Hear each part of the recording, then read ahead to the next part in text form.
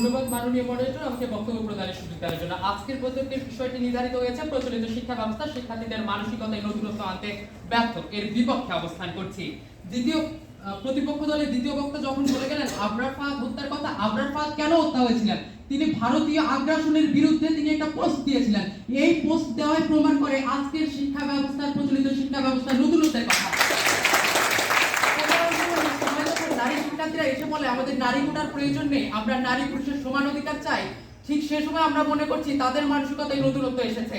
একজন মুক্তিযোদ্ধার নাতি শিক্ষার্থী যখন এসে আমাদের বলে আমাদের মুক্তিযোদ্ধার নাতিদের জন্য কোটার প্রয়োজন নাই, আমরা পিছিয়ে পড়া কোনো জনগোষ্ঠী না, সে সময় আমরা মনে করছি তাদের মানসিকতায় নতুনত্ব।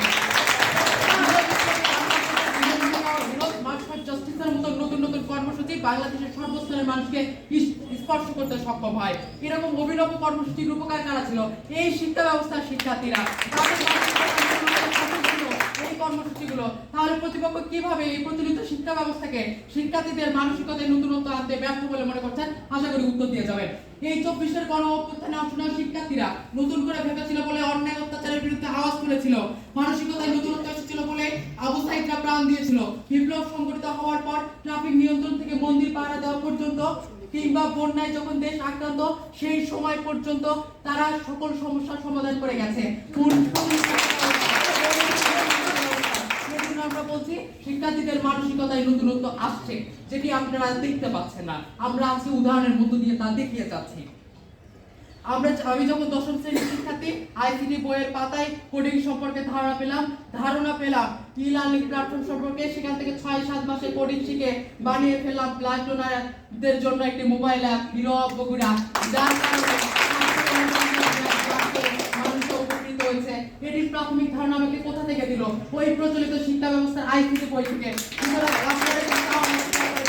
এই প্রচলিত শিক্ষা ব্যবস্থা মানসিকতায় নতুনত্ব আনতে ব্যর্থ নয়, বরং সক্ষম। বিষয়টিকে বিশ্ব যখন এআই এর যুগে তখন এই প্রচলিত শিক্ষা ব্যবস্থায় শিক্ষার্থীরা পিছিয়ে নেই। গুগলের এআই জেমিনি তৈরির ইঞ্জিনিয়ার টিমের যখন প্রধান হয় বাংলাদেশি শিক্ষা ব্যবস্থায় শিক্ষিত হওয়া জায়েদ সবুর, তখনই প্রমাণিত হয় এই প্রচলিত শিক্ষা ব্যবস্থায় মানসিকতায় নতুনত্ব আনতে সক্ষম।